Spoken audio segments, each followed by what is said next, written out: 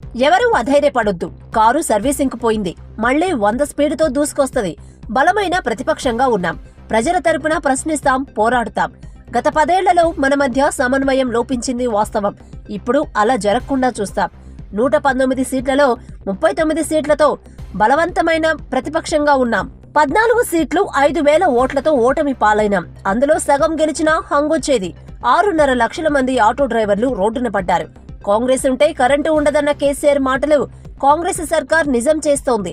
మార్పు కావాలి అన్నోళ్లు నెత్తి నోరు కొట్టుకుంటున్నారు.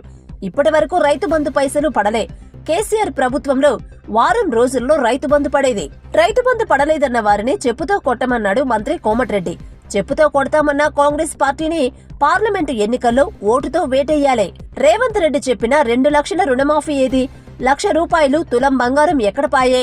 ఇచ్చిన 420 హామీలను నెరవేర్చలేక కేసీఆర్ అప్పుల పాలు చేసిందంటూ తప్పించుకునే ప్రయత్నం చేస్తున్నారు. హామీ ఇచ్చింది 6 గ్యారంటీలు కాదు, 420 హామీలు. ఇచ్చిన హామీలు అమలు చేయకుంటే కాంగ్రెస్ పార్టీని బట్టలిప్పి చేవెళ్ల చౌరస్తాలు నిలబెడదాం. కార్యకర్తలకు అండగా ఉంటాం, భయపడకండి. లంకె బిందెలున్నాయని వస్తే ఖాళీ బిందెలున్నాయని అనడం సీఎం రేవంత్ రెడ్డి మాటలు విడ్డూరం. కనీసం మంత్రిగా పనిచేయనోడు ముఖ్యమంత్రిని చేస్తే ఇట్లే ఉంటది. ప్రజాక్షేత్రంలో కాంగ్రెస్ పార్టీని చీల్చి చెండాడుదాం. 50 రోజుల్లోనే ప్రభుత్వం తీవ్ర వ్యతిరేకత ఎదుర్కొంటోంది. రానున్న రోజుల్లో ఇంకా చాలా చూస్తాం.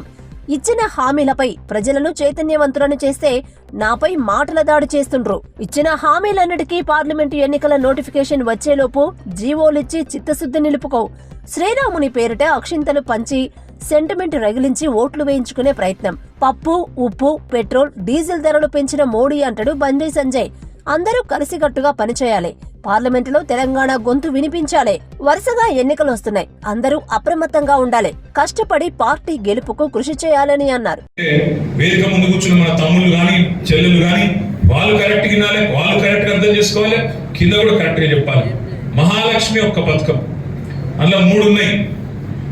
ఫ్రీ బస్సు ఉన్నది, 500 రూపాయల సిలిండర్ ఉన్నది, నెలకు 2,500 రూపాయలు ఇచ్చే ఇంకో కార్యక్రమం 3 ఉన్నది.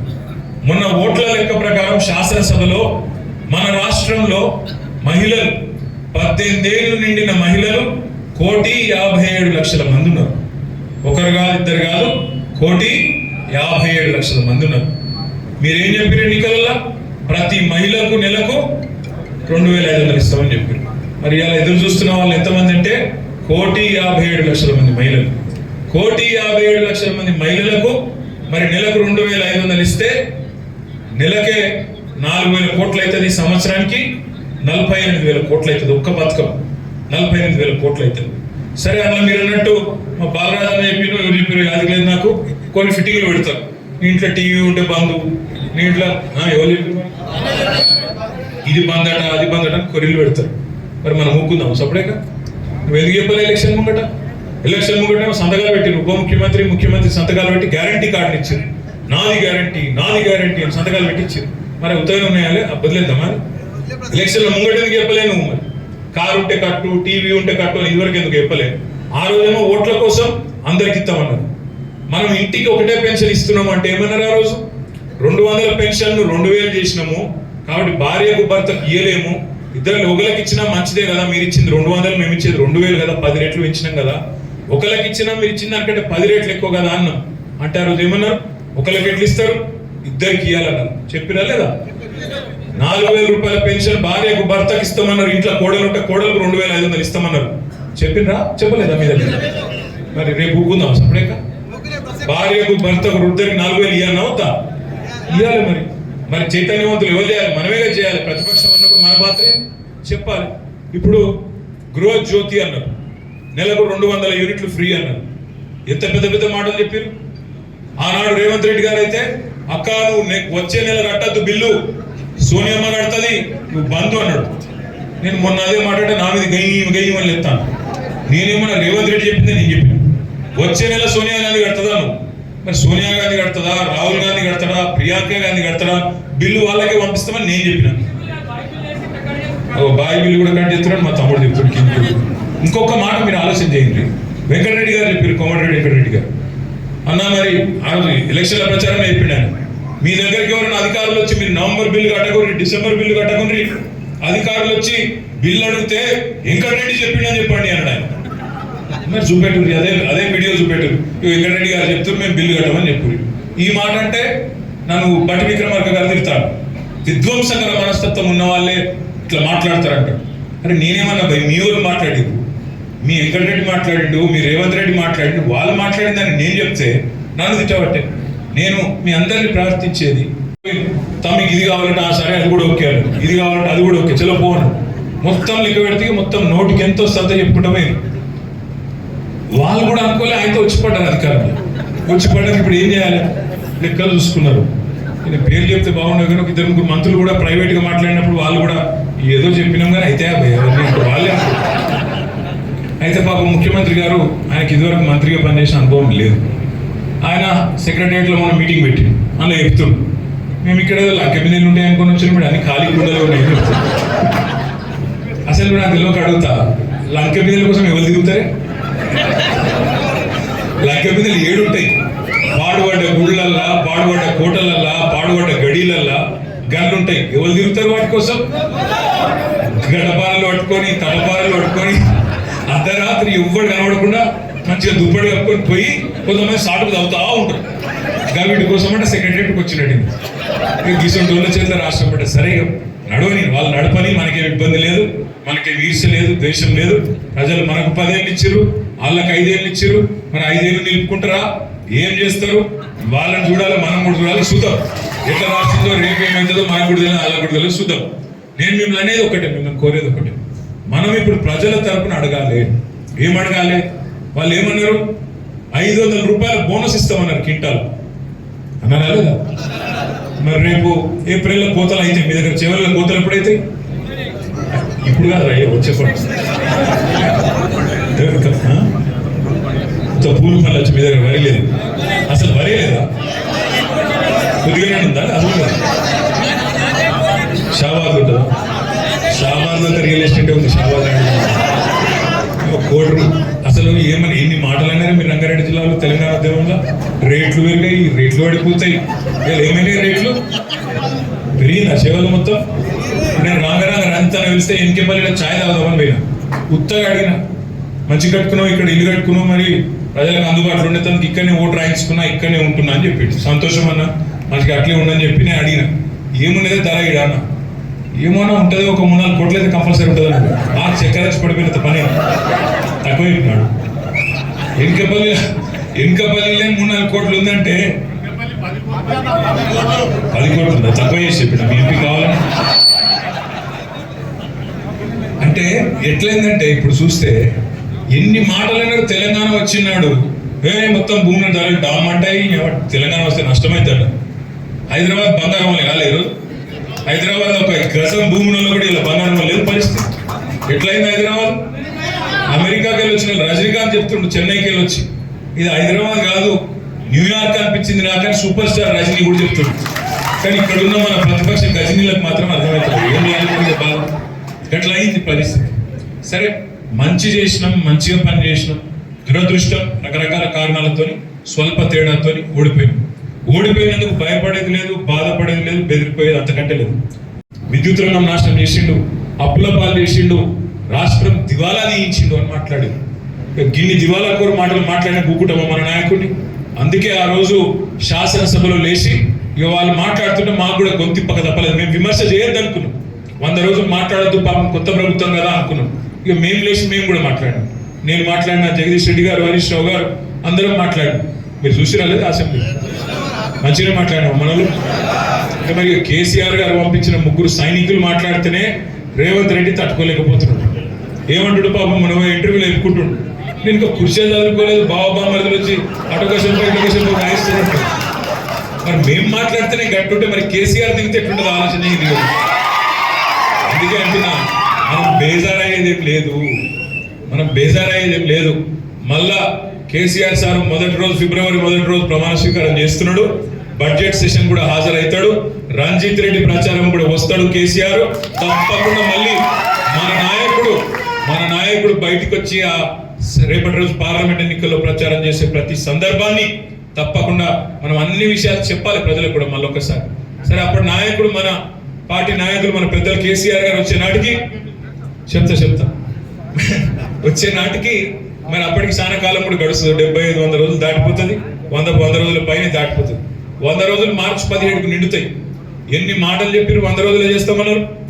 ఇప్పుడు రంజిత్ అన్న అన్నాడు 2 హామీలు అమలు చేసిరని. 2 హామీలు అమలు చేయలేదు. వాళ్ళు ఇచ్చింది 6 గ్యారంటీలు 100 రోజుల్లో చేస్తామని, అవి కాకుండా మరొక 414 హామీలు ఇచ్చారు. మొత్తం 420 హామీలు ఇచ్చారు కాంగ్రెస్ వాళ్ళు. నేను అంటలేని పోయి వాళ్ళు 420 కాలని మీరు అనవసరంగా నా మీద బద్నాం పెట్టకూరి. మళ్ళీ తెల్లారి మళ్ళీ కూడా అంటాడు ఈ కేటీఆర్ అంటే ఆయన మళ్ళీ తెచ్చింటాడు. నేను తిట్టలే. మీరు ఇచ్చిన హామీలు యాడ్ చేస్తున్న 420 హామీలు మీరు ఇచ్చిర్రు. యూత్ డిక్లరేషన్, మహిళా declaration, SC declaration, ST declaration, రైతు డిక్లరేషన్, ఇంకేదో మసాలా డిక్లరేషన్, ఏది పడితే చెప్పారు. అన్ని చెప్తే అన్ని ఊడితే నేనే 420 హామీలు అయినాయి. 420 హామీలు. మనం ఏమంటున్నాం ఇప్పుడు? ఆ 420 హామీలు ఎట్లా అమలు చేస్తారు, ఎప్పటి లోపల అమలు చేస్తారు? అమలు చేయకపోతే ఇడిచిపెట్టాం. తప్పకుండా కాంగ్రెస్ పార్టీని బట్టలిప్పి చేవెళ్ళ చౌరస్తాలో నిలబెడతాం. కాంగ్రెస్ పార్టీని తప్పాలి. బలమైన ప్రతిపక్షం అంటే గదే ఉంటుంది. మరి ఇప్పుడు నాకు వచ్చినప్పుడు మహేంద్రనే చెప్తుండు, అన్న నేను జిందగీ మొత్తం ప్రతిపక్షంలోనే కొట్లాడినా అన్నాడు. ఎట్లుంటది అన్న? ప్రతిపక్షంలోనే మజా ఉంటుంది అన్న అన్నాడు. చూద్దాం, ఆ పాత్ర చేసినాం, ఇప్పుడు ఈ పాత్ర కూడా చేద్దాం. నాకు ఇంకో పని లేదు.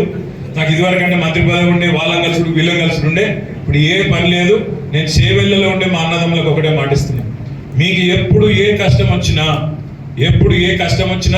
ఎవడైనా కేసు పెట్టినా బెదిరించినా హైదరాబాద్ కూతవేడు దూరంలో ఉన్నారు. మీరు ఎప్పుడు పిలిచినప్పుడు అందరం వచ్చి మీ దగ్గరికి వాలిపోతాం, మీకు అండగా నిలబడతాం. ఎవరికి భయపడకండి, ఎవరు బెదిరించినా బెదరకండి, భయపడకండి. అందరం ఉన్నాం, తప్పకుండా మీకు అండగా నిలబడతాం. జబర్దస్త్ కొట్లాడదాం. ఇప్పుడు మా తమ్ముడు వెనకకెళ్ళి చెప్తాను, అన్న ఏదో లంక మీద కథ చెప్పని చెప్తున్నా. ఎట్లుంటదంటే వాళ్ళు పాపం నిజంగా అనుకోలేదు, కాంగ్రెస్ వాళ్ళు కూడా అలా అనుకోలేదు. ఇక్కడ వీడియో పెట్టి చూపెడితే అయిపోతుంది, నష్టమైన చూపెట్టు. 2 లక్షలు తెచ్చుకోండి అంటే మన వాళ్ళు కూడా పాపం పోయి తెచ్చుకున్నారు. మా గిరిజన సోదరులు, మా దళిత సోదరులు, రైతులు తెచ్చుకున్నారు. చిన్న సన్నకారు రైతులు ఆశపడ్డారు, తప్పేం లేదు, తెచ్చుకున్నారు. మరి ఏమైనా డిసెంబర్ 9 నాడు సంతకం పెడతా 2 లక్షల రుణమాఫీ అయిపోతుంది అన్నాడు. అది ఏమాయంటే మళ్ళీ కోపం వస్తాను వాళ్ళు. గింత ఎగిరిత పడతారా, గింత ఎల్తి పడతారా? అటు వెళ్తే మేము పడతలేం, ఎగిరితారు మేము పడతలేం, తొందర మేము పడతలేం. మీరే చెప్పారు కదా డేటు 9 డిసెంబర్ అని చెప్పింది ఎవరు, మనమా మీరా?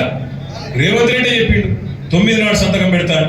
మరి ఏమాయ రేవంత్ రెడ్డి గారు? డిసెంబర్ 9 వాయ్, జనవరి 9 వాయ్, ఫిబ్రవరి 9 రానేవట్టే 7వ రుణమాఫీ అంటే మళ్ళీ వాళ్ళు మీరు ఇంకా కూడా అధికారం ఉన్నట్టే మాట్లాడుతున్నారు, బాగా అహంకారంగా మాట్లాడుతున్నట్టు ఒక.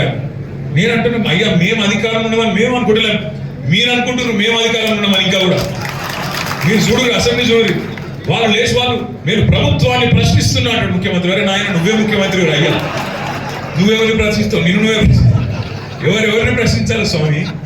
లేచి నేను ప్రభుత్వాన్ని ప్రశ్నిస్తున్నా. పాప ఆయన ఇంకా అలవాటు అయితే లేదు పాత్ర. అందుకే లేచి హరీష్ రావు గారిని మంత్రి గారు అని మాట్లాడతారు. ఒక ఆయన కాదు ఆయన నువ్వు మంత్రి. ఆ జూపల్లి కృష్ణారావు లేచి హరీష్ రావు గారిని పట్టుకొని ఆర్థిక శాఖ మంత్రి గారిని అడుగుతున్నా అంటాడు. అరే నాయన ఆయన కాదు, ఆయన మాజీ మంత్రి పెట్టి ఆయనకి అర్థమైతే. బాధ ఏంటంటే వాళ్ళు అనుకుంటలేరు, వాళ్ళ అధికారం ఉన్నా మనం వాళ్ళే అనుకుంటలేరు. ఇంకా మనమే అధికారం ఉన్నట్టు ఇంకా మననే ప్రశ్నిస్తారు. వాళ్ళకి యాద్ చేద్దాం. మనం కళ్యాణ లక్ష్మి చెక్కులు ఇదివరకు మనం ఇచ్చేటోళ్ళు. మీరు అందరు జెడ్పీటీసీలు, ఎంపీలు, సర్పంచులు, మీ ఎంపీ గారు, మీ ఎమ్మెల్యే గారు చెక్కులు ఇచ్చేది. ఏమన్నారు వాళ్ళు? ఇంత కళ్యాణ లక్ష్మి ఇస్తారా? తులం బంగారం ఇస్తామన్నారు. మరి అడగద్దా తప్ప? తులం బంగారం ఎప్పటి నుంచి ఇస్తారని అడుగుతున్నాం మనం. మేమే అంటలేము. ఎప్పటి నుంచి ఇస్తారు మేము చెప్పారంటే దానికి మళ్ళీ టైం ఇయరా? ఇస్తాం భయ్. మేము ఏమంటున్నాం ఇలా? మా సార్ చెప్పిండు కేసీఆర్ 100 రోజులు ఏమనుకున్నారు నాయన వీళ్ళను. ఎందుకంటే 100 రోజులు పాపం వాళ్ళు కూడా కుర్చీ చదువుకోవాలి, అన్ని చూసుకోవాలి, లెక్కపత్రం అంటే సరే మేము కూడా గమనున్నాం, ఏం అనలేదు. ఇందుకు అనద్దు. నిజంగా కూడా అక్కసు వెళ్ళగక్కినటువంటిది ప్రజలు మనకు 10 ఏళ్ళు ఇచ్చారు.